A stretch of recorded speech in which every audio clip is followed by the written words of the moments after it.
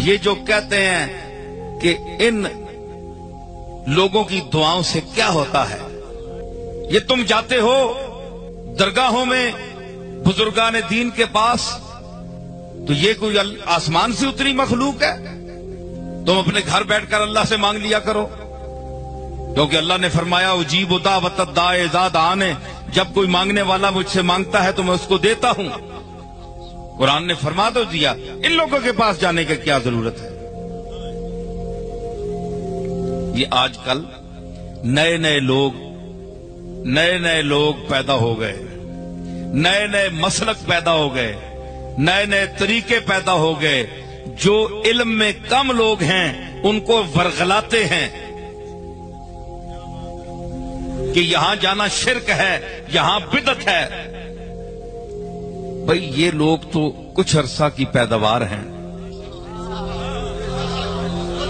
100 سال ہوگا، 150 سال ہوگا، یہ تو 100 سال ان کی عمر تو اتنی ہے، اور ہم جن لوگوں کے پاس جاتے ہیں وہ امام حسن سے چلتے ہیں،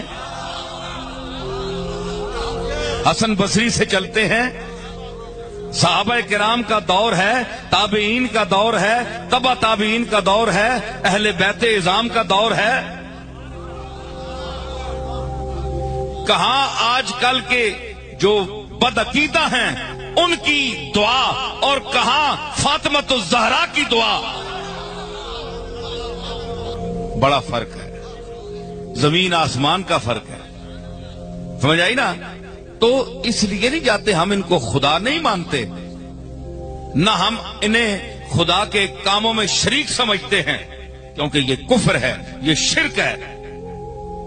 اللہ کا مقبول سمجھ کر ہم تو یہ ہے کہ ان کے جو دنیا سے چلے گئے ہیں ان کی قبور پر جا کر، قبروں پر جا کر اللہ سے مانگیں۔ مانگنا اللہ سے ہے کہ ہم نے ان کو اپنے سے اچھا سمجھا ہے، اگر تیرے کاغذوں میں یہ ٹھیک ہیں تو ہماری مغفرت فرما ان کے صدقے میں، کہ ہم ان کی قبر پر آئے ہیں، اور اگر ان میں کوئی کمی رہ گئی ہے تو ہم نے یہ قرآن مجید پڑھا ہے، ہم ان کے ایصال ثواب کرتے ہیں، تو ان کو پہنچا اور ان کے خطاؤں کو معاف فرما اور ان کے درجات کو بلند فرما۔